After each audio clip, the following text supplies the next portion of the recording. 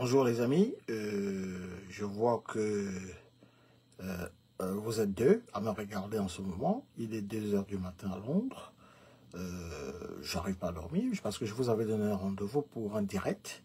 J'ai salué l'ami Patrick Kegim qui me regarde et puis il y a Franklin Toté, un habitué également qui regarde. Donc je devais faire un direct aujourd'hui, mais le dispositif... Notre dispositif habituel m'a laissé tomber. Let me down, comme on dit en anglais, dont les techniciens travaillent dessus. Je reviendrai vers vous, je vous ferai un direct distinct sur les origines du conflit israélo-palestinien. Pour ceux d'entre vous qui m'ont écrit en faisant la demande. Depuis le 7 octobre, à la suite des massacres du Hamas, que je ne condamne pas, je constate. Certains se demandent comment est-ce qu'on va régler ce problème. Alors on est confronté à plusieurs malentendus. D'abord les Israéliens qui se réfèrent à la lecture de la Bible pour revendiquer l'antériorité de leur autonomie sur ce sol, pardon. Ils estiment que ils y sont arrivés depuis, que c'est la terre que Dieu leur avait promise. Les Arabes récusent cette version parce qu'ils estiment que la Palestine était majoritairement habitée par les Arabes avant la déclaration de Balfour, pardon.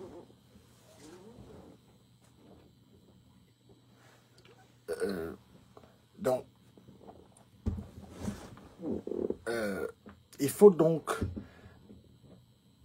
revoir tout cela avec des pincettes. C'est-à-dire que vous avez d'un côté le droit international et puis vous avez de l'autre côté la revendication biblique. Les Arabes disent que eux, ils habitaient cette terre avant les Juifs.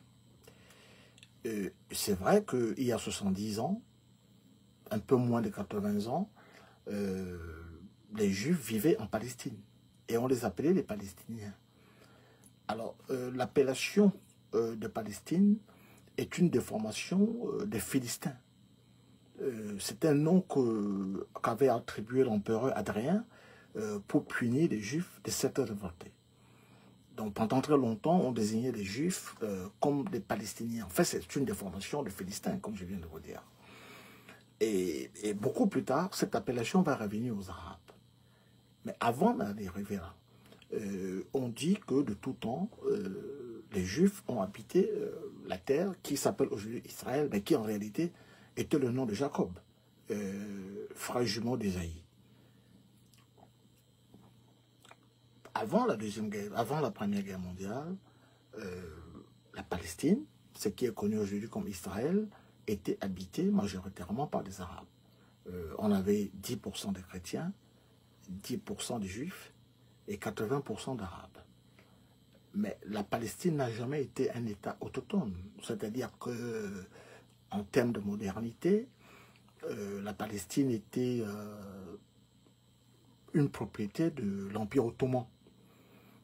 L'Empire ottoman qui englobait plusieurs autres endroits jusqu'en Afrique du Nord. Et quand l'Empire ottoman, ses alliés vont perdre la Première Guerre mondiale, l'Empire ottoman va perdre ses possessions, dont la Palestine. La Palestine qui n'a jamais, encore une fois, existé comme État.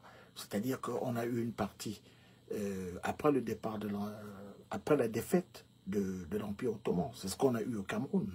C'est-à-dire que quand l'Allemagne a perdu la Première Guerre mondiale, les Camerounais l'ont perdu avec elle. Si vous regardez les anciennes cartes du Cameroun, vous voyez, c'était comme une femme enceinte, les fesses un peu allongées, le devant, etc. Je parle de 1911. Certains endroits de la République centrafricaine faisaient partie du Cameroun, certains endroits du Tchad, du Congo, Brazza et du Gabon. Donc, la Palestine va se trouver dans le même cadre, parce que dès que l'Empire ottoman perd la guerre, ou plutôt ses alliés, ils vont perdre leurs possessions, dont la Palestine, ce qu'on appelle la Palestine mandataire. La Palestine mandataire, c'est la Palestine confiée à l'administration coloniale britannique, tout comme on a confié le 5e du territoire anglophone aux Anglais sous le mot de ce qu'on appelait le condominium. C'est-à-dire que le Cameroun gouvernait conjointement avec la France. Donc on va avoir la même chose en Palestine, où on va avoir la Palestine mandataire, c'est-à-dire que la Palestine sous mandat britannique. Regardez très bien la déclaration d'indépendance, pas d'indépendance, parce qu'il n'y a pas eu d'indépendance, c'est-à-dire qu'il y a eu la création d'un État juif, l'État d'Israël. Cette déclaration s'est faite par David Ben-Gourion. J'avais prévu des images dans mon ancien dispositif qui ne marche hélas pas, mais quand nous referons un direct distinct dessus, je vous montrerai ces images. David Ben-Gourion qui déclare unilatéralement la création de l'État d'Israël le 14 mai 1948. Mais avant cette déclaration, il y a eu un vote au sein des Nations Unies. Les Nations Unies ont vu le jour en 1946, soit une année après la fin de la Deuxième Guerre mondiale, pardon. On va donc faire une résolution pour départager. On va avoir 10 pays qui vont voter contre la création de l'État d'Israël et 13 pays qui vont s'abstenir. Et la majorité de ces pays vont voter en faveur de la création de l'État d'Israël. Le vol va basculer à partir du vote de la France en faveur de la création de cet État, suivi par l'Union soviétique, suivi par les États-Unis, etc., etc. Et c'est ce qui va donner la création de l'État d'Israël. On va donner 55% du territoire palestinien, parce qu'il n'y a pas d'État d'Israël à l'époque. Nous sommes en Palestine. 55% du territoire palestinien va aller à l'État d'Israël, et les 45 autres vont aller aux Arabes. Mais les Arabes contestent ce partage, parce qu'ils estiment qu'ils sont antérieurs aux Israéliens, ou plutôt aux Juifs, dans cette terre. Mais qu'est-ce qui va provoquer? Parce que là, nous survolons juste quelques points clés, en attendant que notre dispositif revienne, pour que je vous fasse un direct proprement dessus, c'est-à-dire que depuis les 3000 ans que revendiquent les autres. Mais là, ce soir, parce que je vous ai mobilisé et que mon dispositif il m'a laissé tomber, donc on va échanger quelques mots. Alors,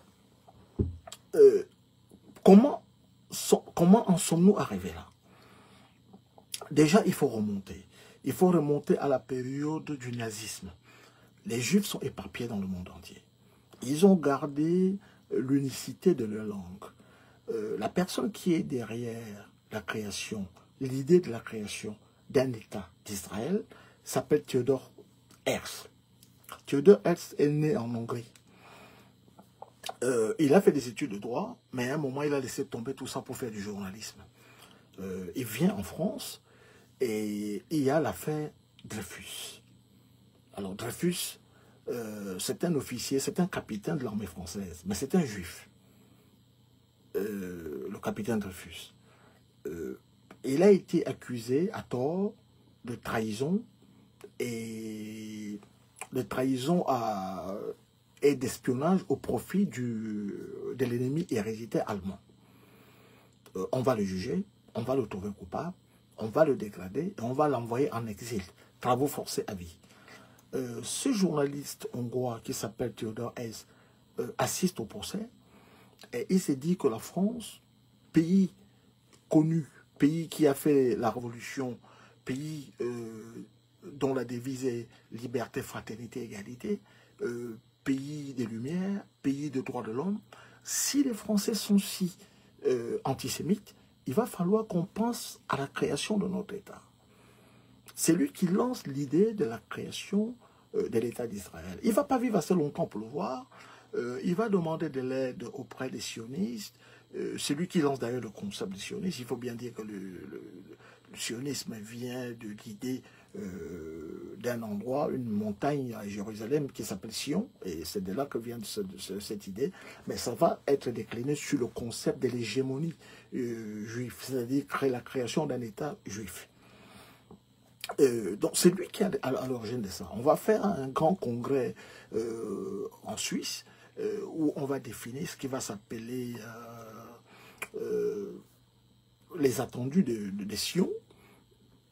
C'est de là qu'on va modeler, on va faire une espèce de, on va dire, de constitution pour un État juif, mais qui n'est encore que fantasmé.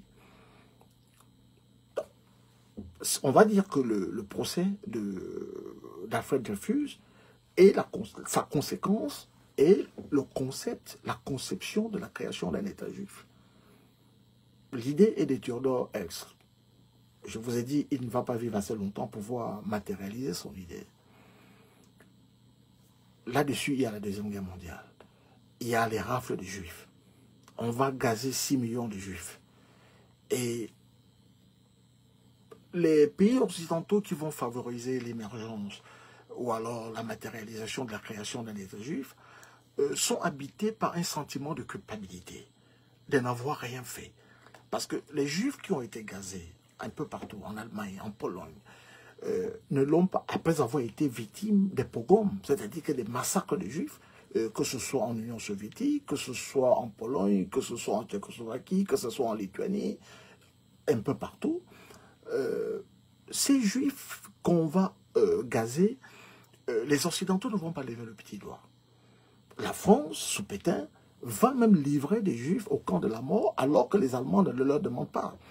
Donc, au terme de la Deuxième Guerre mondiale, les Occidentaux sont habités par un sentiment de culpabilité. D'abord les Européens, parce que tout ça s'est fait en Europe. Donc, on va fermer les yeux. Les Juifs veulent... L'idée de Theodore Herzl était que on nous déteste partout, il faut que nous trouvions un foyer pour être à l'aise, pour qu'on ne nous tue plus comme des moutons. Un endroit où... un foyer... Alors, il y a la Bible qui dit que nous venons d'Israël. Pourquoi ne pas repartir d'Israël? À un moment, on a même pensé installer ce foyer en Europe. C'est Theodore Herzl qui en parlait. On a même pensé les installer en Afrique. On a pensé à l'Ouganda. Mais ils vont faire le forcing. La Palestine mandataire est sous mandat britannique. Les Britanniques n'en veulent pas dans un premier temps. Mais après, ils vont changer d'avis. Le ministre britannique des Affaires étrangères s'appelle Arthur Balfour. Alors, Arthur Balfour, c'est un antisémite notoire. Il déteste les Juifs. Les Juifs sont arrivés massivement en Grande-Bretagne avec les Huguenots au lendemain des massacres de la Saint-Barthélemy en France. Lorsque les catholiques ont massacré les catholiques et les protestants, plus de 2000 personnes en une journée, les premiers réfugiés en Grande-Bretagne sont les Huguenots. Mais à la suite des Huguenots, on va avoir des Juifs. Mais les Britanniques aussi sont antisémites. Donc les Anglais, ils ne veulent pas de ça. Ils ne veulent pas de ces gens-là. Donc, dans un premier temps, eux, ils administrent la Palestine après la défaite de l'Empire ottoman au lendemain de la Première Guerre mondiale. Ils ne veulent pas que les Juifs aillent en Palestine. C'est eux qui administrent la Palestine. Mais les Arabes là-bas, c'est vrai qu'il y a 10% de Juifs. C'est-à-dire que depuis leur exil, parce que quand on vous dit que leur histoire remonte à 3000 ans, ils ont été humiliés, ils ont été dominés, ils ont été vaincus, occupés par des peuples comme des Assyriens, par des Ottomans, par les Perses, c'est-à-dire des Iraniens, etc., etc. Donc, ils ne sont pas tous partis. Il y a eu l'exode, mais certains vont rester. Il y a eu l'exode de Babylone, toutes les sortes d'exodes que vous pouvez imaginer, mais certains vont rester. Donc, c'est ceux qui restent là, qui font partie des 10% des Juifs, qui cohabitent avec les Arabes. Avec 10% des chrétiens qui cohabitent avec les Arabes. Donc, les Arabes sont 80%. Donc, pas question que les Juifs viennent chez eux. Parce que le nombre... Herzl avait dit, il faut encourager, il faut financer l'immigration des Juifs vers la terre de Palestine. Parce que les Juifs arrivaient la plupart du temps sans argent. Parce que quand on les chassait d'Allemagne, ceux qui arrivaient, qui parvenaient à en partir, ils arrivaient sans argent. Parce que les Allemands bloquaient tout ce qu'ils avaient. Tous les pays où on les chassait, d'où ils arrivaient à s'échapper, ils partaient sans rien. Donc, on collectait de l'argent un peu partout pour les aider, pour les accueillir, à s'installer, etc. Mais pour les Britanniques, à un moment, ça en est trop, il faut d'abord stopper. On refuse les visas aux Juifs. Les Arabes disent, mais on veut bien accueillir quelques-uns, mais on ne va pas se faire remplacer par ceux-là, parce qu'ils sont en train d'arriver, ils sont plus nombreux que nous. On va même mettre des camps à Chypre, qui est une colonie britannique, qui est sous mandat britannique, où on va enfermer certains juifs qui ont pris un bateau de façon clandestine, comme nos frères aujourd'hui qui partent de la Libye. On va les interner là-dedans. Mais à un moment, Arthur Balfour, dont je vous parlais, ministre des Affaires étrangères, raciste et antisémite, s'est dit, mais si nous ne faisons rien, les Juifs qui viennent de France vont nous envahir. Ils ont tous les commerces, ils sont partout. Donc, ce serait, après tout, peut-être ce serait une bonne idée de les laisser créer un foyer en Palestine. Et il va écrire une lettre. C'est ce qu'on appelle la déclaration de Balfour. Il va écrire une lettre à Rothschild, le milliardaire, multimilliardaire juif. Il va lui dire, voilà, nous sommes disposés, le Royaume-Uni, le gouvernement de Sa Majesté, est disposé à favoriser l'installation d'un foyer juif en terre de Palestine. Vous notez que l'État, l'appellation État d'Israël n'existe pas encore. Et puis le drapeau palestinien aborde une étoile de David. On n'a pas encore d'État juif. C'est un État palestinien, mais son drapeau aborde l'étoile de David, symbole de la judaïté. Beaucoup de juifs se disent que il ne faut pas créer un État sioniste, parce que nous avons déjà trop souffert des persécutions. Restons palestiniens, et que les Arabes soient des citoyens palestiniens, mais que nous ayons un foyer à nous. Mais les durs comme les David Ben-Gourion, créateur de l'État d'Israël, sont contre. Il dit, voilà, dès que la Grande-Bretagne, le mandat de la Grande-Bretagne arrive à terme, le même jour, nous sommes le 14 mai 1948, 2 ans après la création des Nations Unies, David Ben-Gourion déclare unilatéralement la création de l'État d'Israël. Et il dit État juif. État juif. 1948. 14 mai 1948.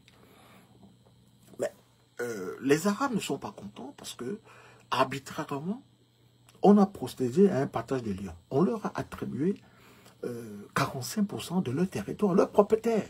Et on a donné que 55% aux Juifs, qui sont pourtant à leurs yeux des étrangers. La seule légitimité, ou alors l'antériorité d'autonomie dont se prévalent les Juifs, c'est la Bible. Les Palestiniens n'entendent pas de cette oreille, ils ont été sous domination ottomane, il y a une partie Gaza qui est sous occupation égyptienne. N'oubliez jamais que les Juifs étaient esclaves en Égypte. Rappelez-vous de la traversée de Moïse, de la mer, etc. C'est là-bas que Joseph était. Donc les Juifs, les Égyptiens ont toujours eu une espèce d'ascendance sur ces territoires. Après, on va avoir la Cisjordanie. Mais que les Juifs n'appellent pas Cisjordanie. Pour eux, il s'agit de la Judée et de la Samarie. Donc voilà le divorce. Mais la seule fois où nous avons approché un semblant de règlement, c'est en 1993, à l'occasion ou à la faveur de ce qu'on a appelé trivialement les accords d'Oslo, où Yasser Arafat et Rabin, Premier ministre à l'époque, se sont donné la main. L'ancien Premier ministre israélien, qui s'était engagé à restituer des territoires. Mais il va être assassiné. Il va être assassiné par un extrémiste israélien. Mais tout comme vous allez avoir le Hamas, création de l'État d'Israël pour affaiblir l'autorité palestinienne, l'OLP de Yasser Arafat, le Fatah, seul interlocuteur reconnu internationalement pour parler au nom des Palestiniens. Qui finance le Hamas? C'est le Qatar. Mais le Qatar finance le Hamas. L'argent passe par qui? Par les autorités israéliennes. Et c'est le même Hamas qui a commis les atrocités le 7 octobre dernier. Des atrocités inacceptables pour tout être humain normalement constitué. Mais mêmement, la punition collective à laquelle est soumise le peuple palestinien au nom des agissements de quelques-uns, parce que le Hamas ne parle pas au nom du peuple palestinien. C'est d'abord une violation du droit international, ce qu'on appelle le droit de la guerre, mais maintenant qui s'appelle le droit humanitaire international, en sa 4e convention de Genève, où on ne peut pas punir tout un peuple pour les agissements de quelques-uns. Si un Bamileke brûle la maison d'autrui, on ne va pas tuer tous les Bamileke parce qu'un Bamileke se comportait de façon... même si un boulou vole un bonbon, on ne va pas tuer tous les boulous parce qu'il y a un boulou qui a volé un bonbon. Si un BT en Côte d'Ivoire viole quelqu'un, on ne va pas tuer tous les BT parce que l'un d'entre eux s'est rendu coupable d'un crime abominable. Donc voilà. Mais bien malin, c'est lui qui pourra dire l'issue de ce conflit. Parce que nous sommes face à une triple méprise. La communauté internationale ne dit rien. Parce qu'on ne peut pas critiquer Israël. Parce que dès que vous commencez à critiquer Israël, par exemple, vous avez vu ce qui s'est passé le 7 octobre, que tout le monde condamne. Nous sommes des papas. Qui peut accepter qu'on décapite comme ça les enfants? Qui peut accepter qu'on tue comme ça les vieilles personnes, etc.? Personne. Mais quand on essaye de, on va dire, constituer, de remettre les choses dans leur contexte, contextualiser les choses, on se dit, voilà, si vous aviez respecté les accords, parce qu'Israël n'a jamais respecté aucune résolution des Nations Unies. Les Nations Unies qui sont pourtant une création de leurs alliés, les États-Unis d'Amérique. Parce qu'avant les Nations Unies, il y avait la Société des Nations, à laquelle ne faisaient pas partie les États-Unis. Pourtant, cette organisation avait vu le jour à la faveur d'une conférence tenue chez eux. Ils ont saboté cela, ils ont créé les Nations Unies, le siège est aux États-Unis, et ils ne respectent rien. Israël ne respecte rien. Je vais vous lire, quand je vous ferai le dire la prochaine fois, quelque chose sur les accords de Sion à la création. D'abord, je vous lis ça maintenant, on a du temps.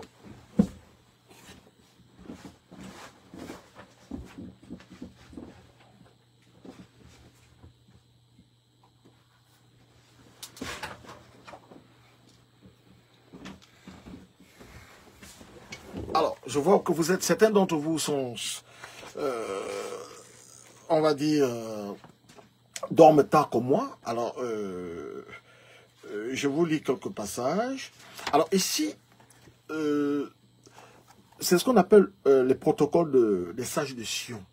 Alors c'est une réunion qui a eu lieu pour établir l'hégémonie juive peu avant la création de l'État d'Israël.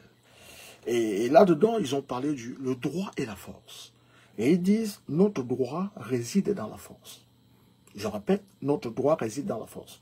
Le mot droit est une idée abstraite qui ne repose sur rien. Il ne signifie pas autre chose que ceci. Donnez-moi ce dont j'ai besoin pour prouver que je vis plus fort que vous.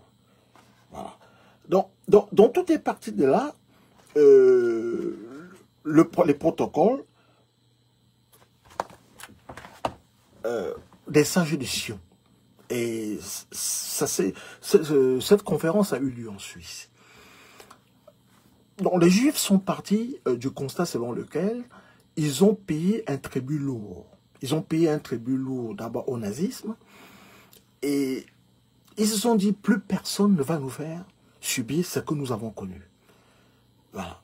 Mais les Occidentaux qui les soutiennent, tout le monde est tétanisé. Personne n'ose. Vous avez même vu Macron sorti de la ligne traditionnelle. C'est vrai que ça a commencé avec Sarkozy, mais Macron est sorti de la ligne traditionnelle de la politique étrangère de la France. De Gaulle qui disait que quand on lui a posé la question, pourtant la France a aidé Israël à acquérir sa bombe nucléaire, mais De Gaulle qui ne se laissait pas compter, qui était très attaché à l'indépendance de la France, y compris diplomatiquement. D'ailleurs, il a quitté le commandement intégré de l'OTAN en 1966, en demandant aux troupes américaines et canadiennes stationnées sur le sol français de s'en aller. Sarkozy y a ramené la France en 2007. De Gaulle, quand on l'a interrogé lors d'une fameuse conférence de presse à l'Élysée en 1967 au sujet d'Israël, il a dit « L'idée d'aller créer ce foyer était une erreur, était une faute parce que ça va créer des problèmes avec les Arabes. » Il avait aussi dit que Israël va être ce qu'il a été de tout temps.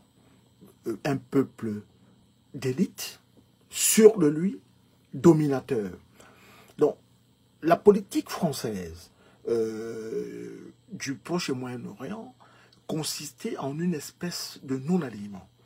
C'est ce qu'observe Mélenchon, la France insoumise, où il disait la France ne prend pas parti. La France dit que l'État d'Israël doit exister dans des frontières garanties, assurées. Voilà. Sa survie assurée et non négociable. Mêmement, doit coexister à côté d'Israël un État palestinien.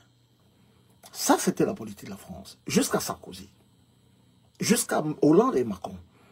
C'est ce qui a donné le refus de la France par Jacques Chirac à ne pas aller faire la guerre en Irak.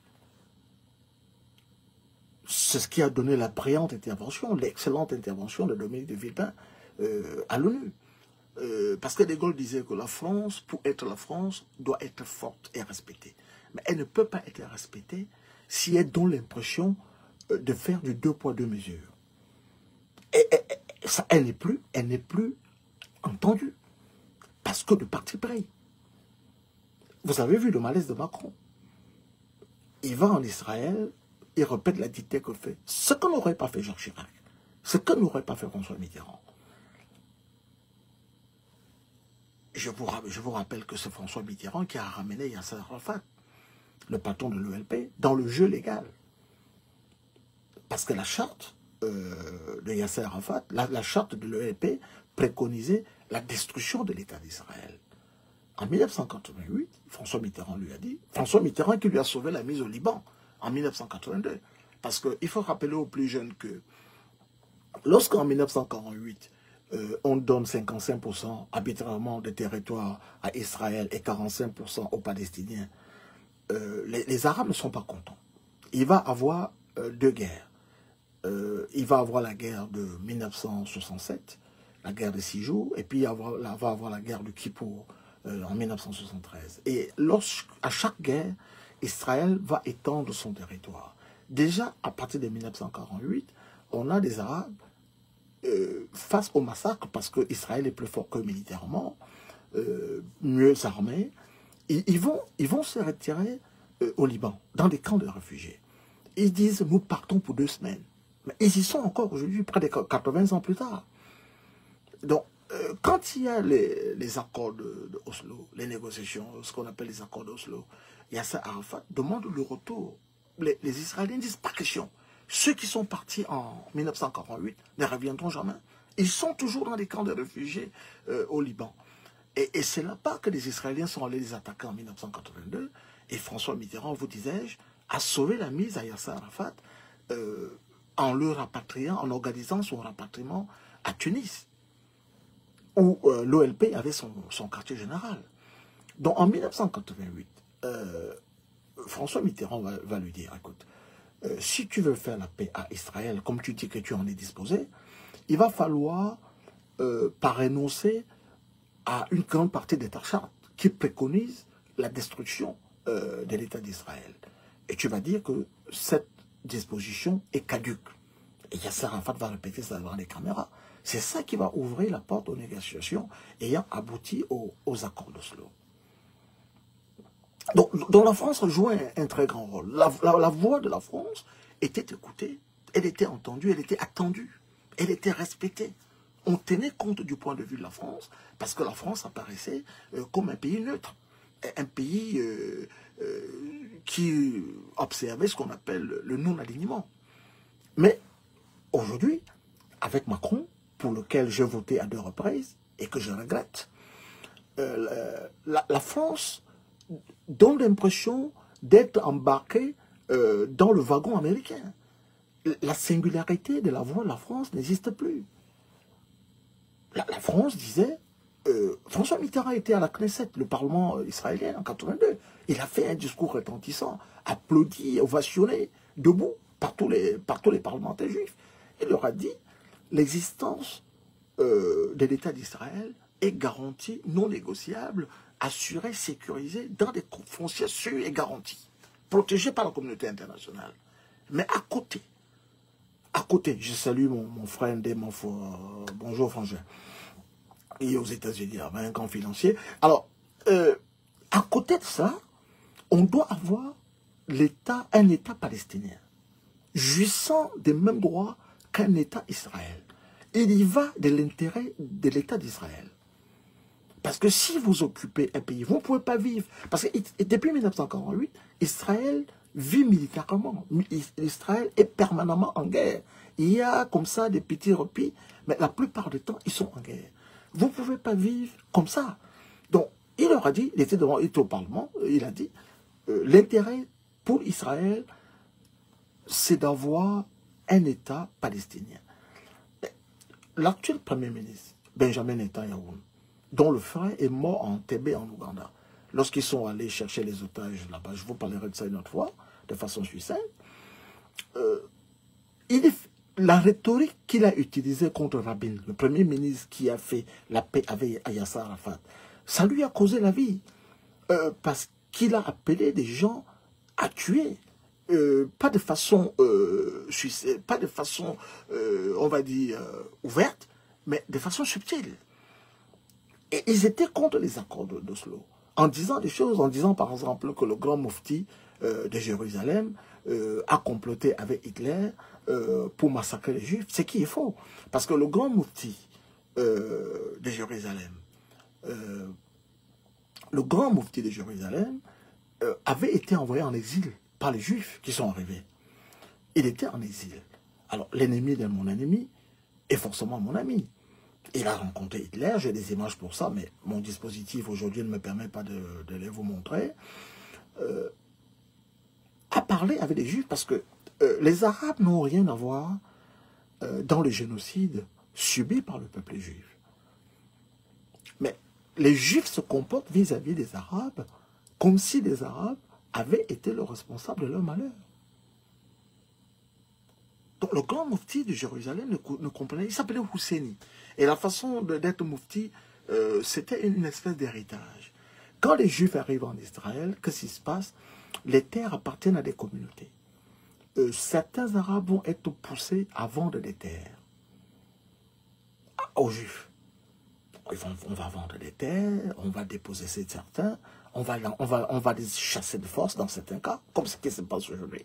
Vous allez en Cisjordanie, ce sont des livres écrits par des savants juifs, où on dit que voilà, on chasse des gens de leur territoire, de leur maison. On vient chez des gens à 3 h du matin, on fouille tout, on met tout sens dessus, sens dessous, et on ne leur reproche rien.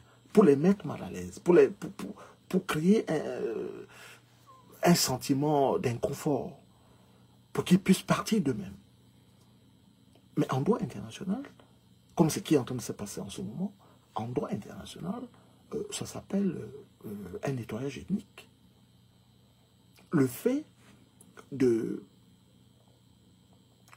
faire un blocus où les gens ne mangent pas, il n'y a pas d'eau, il n'y a pas de nourriture. La population de Gaza est majoritairement constituée d'enfants. 2,3 millions d'habitants, un peu moins de 3 millions d'habitants, sur une superficie de 40 km. Mais c'est une prison à ciel ouvert. Les gens sont étouffés. Mais c'est interdit par le droit international. Ce sont des crimes de guerre. Ce sont des crimes contre l'humanité.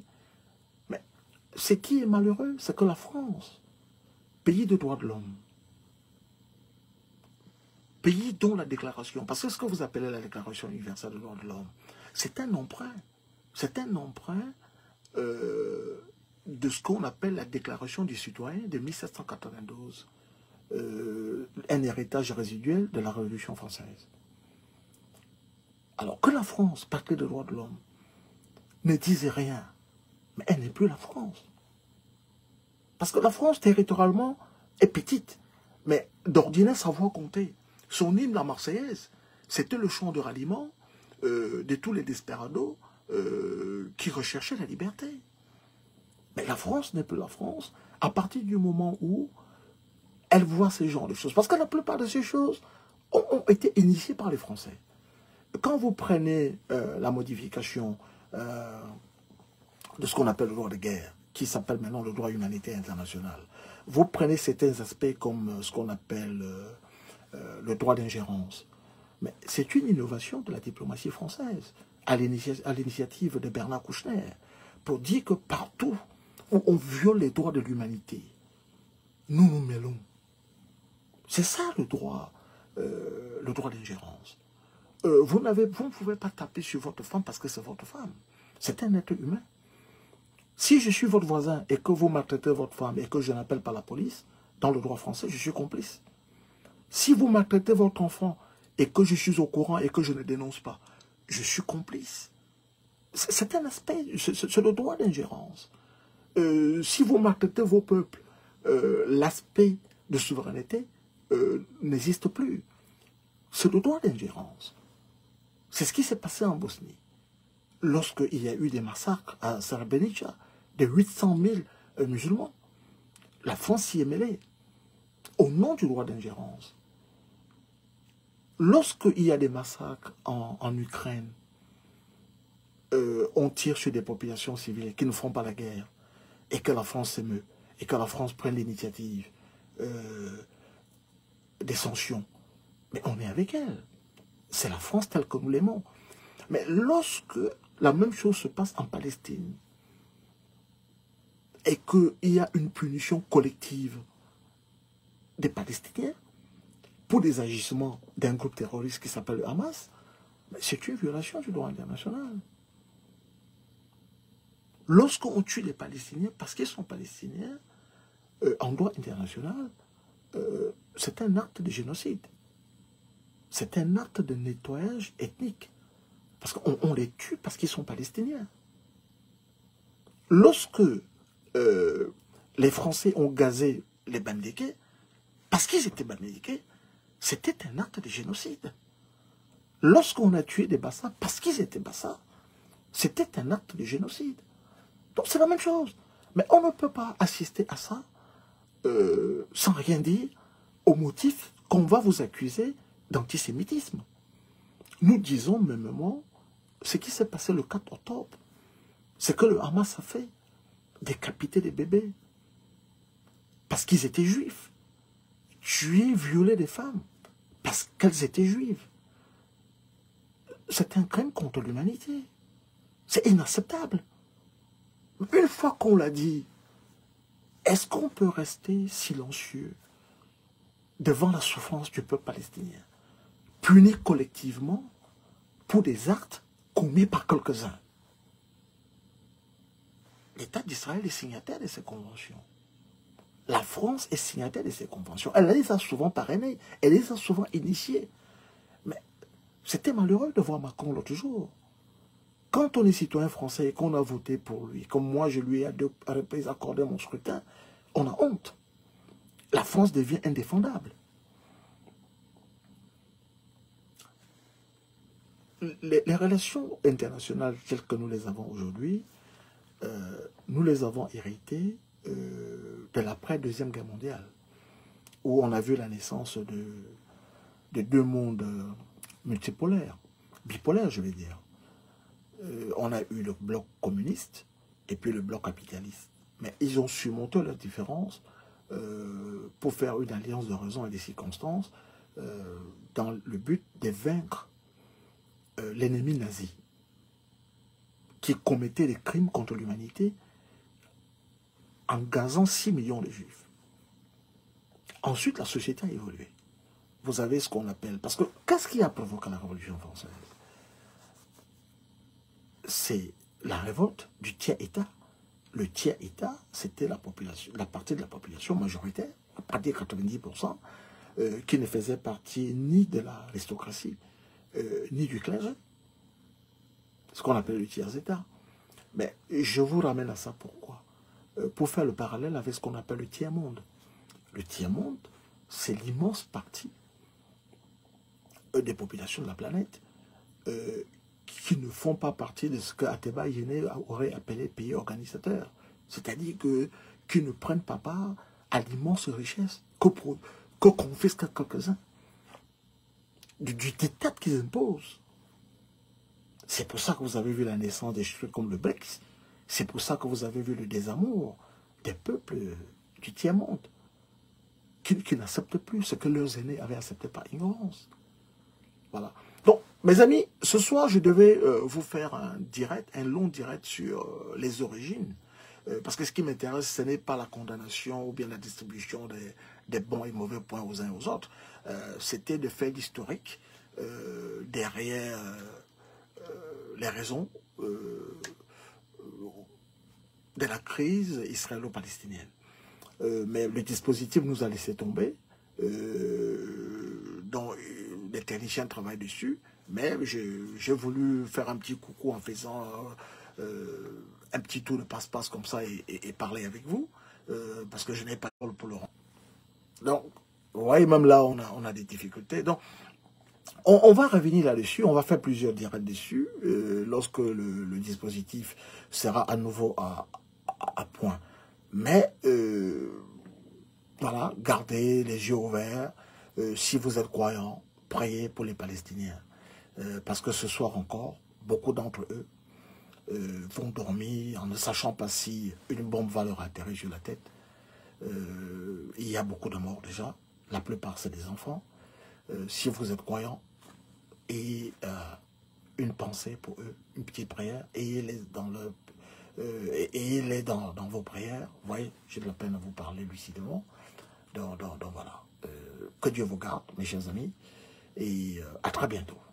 Bonsoir.